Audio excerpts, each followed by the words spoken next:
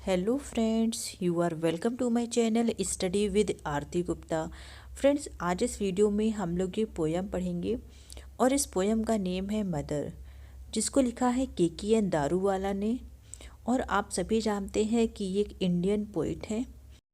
ये बॉर्न हुए थे 1937 में। फ्रेंड्स, इनको प्रेस्टिजियस अवार्ड्स भी मिले हैं, जैसे कि साहित्य अकेडमी अवार्ड 1984 में इनको साहित्य अकेडमी अवार्ड मिला है अपने work the keeper of dead के लिए।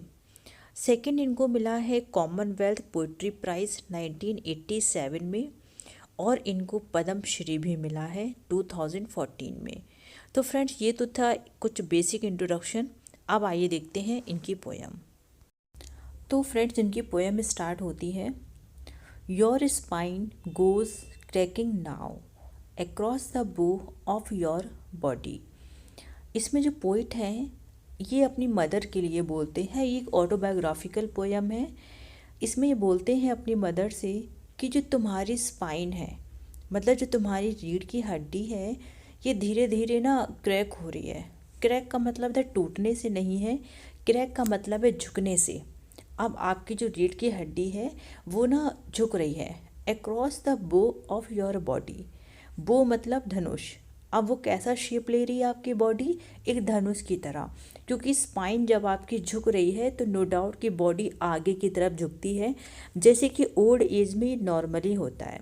सो your spine goes cracking now across the bow of your body. Your skin preserves the past in its creases like mummy wrap. कह रहे आपकी जो बॉडी है इसमें जो स्किन है उसमें क्रीजेज आ रही है। क्रीजेस का मतलब होता है कोई चीज़ सिकुड़ जाना। जैसे फ्रेंड्स, ओल्ड एज जैसी ही आती जाती है तो स्किन में ना सिकुड़ती जाती है, वहीं पे कह रहे हैं। और इसकी कंपेयर वो किस चीज़ से कह रहे हैं? मम्मी रैप से। जो म्यूज़ियम्स में स्टैचूज़ होते हैं, जब उनको बहुत ज़्यादा टाइम हो जाता है तो उनमें क्रीजेस आने लगते हैं, वहीं पे कह रहे हैं आपकी स्किन अब कैसी हो रही है, उसमें क्रीजेस पड़ रहे हैं, जैसे कि मम्मी रैप में पड़ जाते हैं।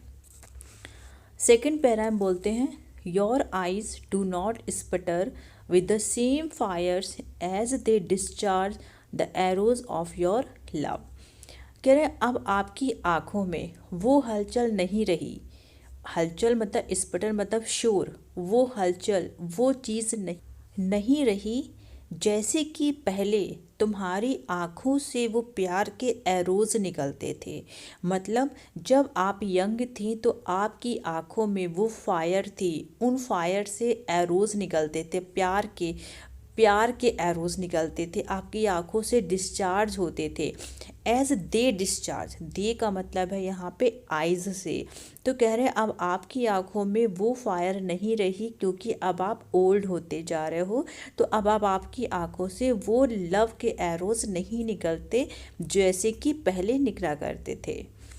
आगे थर्ड पैराग्राफ में है, your memories flounder amongst your sons now you confuse the one who wet his bed with the one who bit through your breast and made them septic।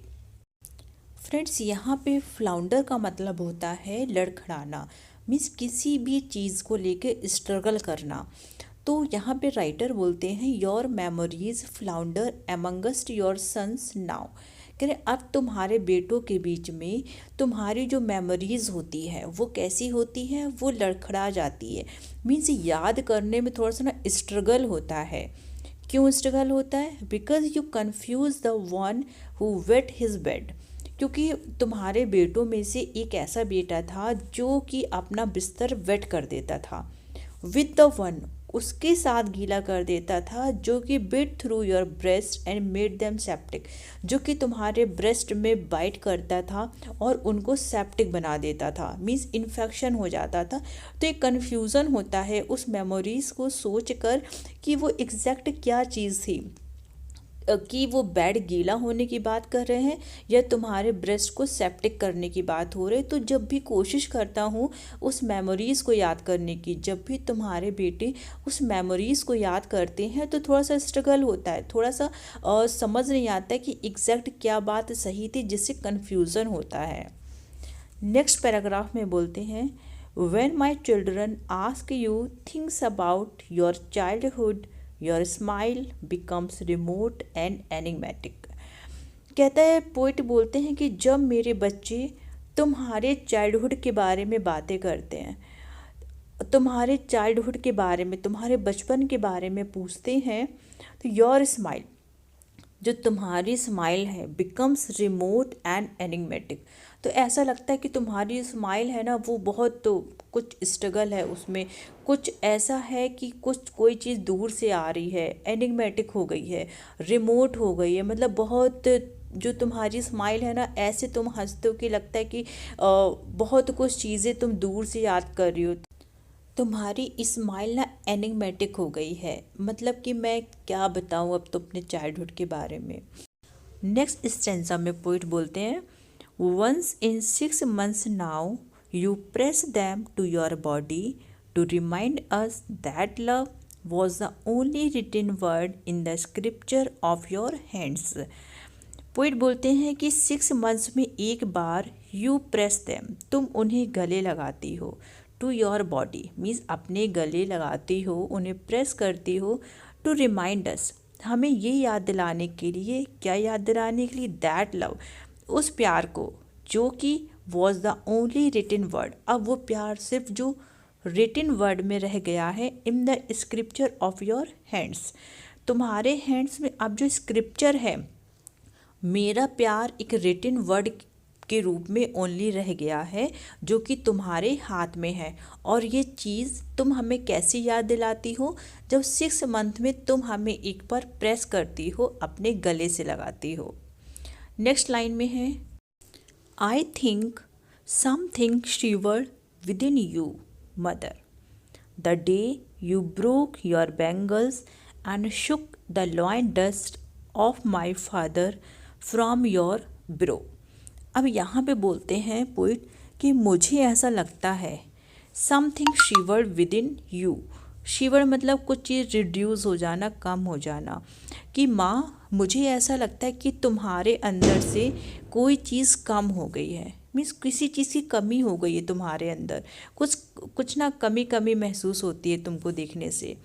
The day, और ये कमी कब से महसूस हो रही है, तुम्हारे अंदर कोई चीज़ कब से कम हो गई है, द डे, उस दिन से, यू ब्रोक योर बैंगल्स, जब आपने अपने बैंगल्स ब्रोक किए थे, and shook the loin dust, वैसे शुक का मतलब होता है हिलाना, कोई चीज़ हिलना, बट यहाँ पे इस वर्ड का मतलब निकल रहा है कोई चीज़ झाड़ने से, means shook the loin dust, loin dust मतलब वर्मिलन मतलब सिंदूर, of my father from your brow, जब तुमने अपने ब्रो से, लॉइन मतलब मेरे फादर की नाम का जो डस्ट था, जो सिंदूर था, जो तुम्हारी मांग में भरा हुआ था, उसको तुमने जब अपने ब्रो से झाड़ दिया था, जब तुमने अपने बैंगल्स तोड़ दिए थे, मीन्स जब मेरे फादर की डेथ हो गई थी, वो चीज़ कमी अभी भी, वो चीज़ रिड्यूस हो गई है आपके अंदर से, मेरी मदर।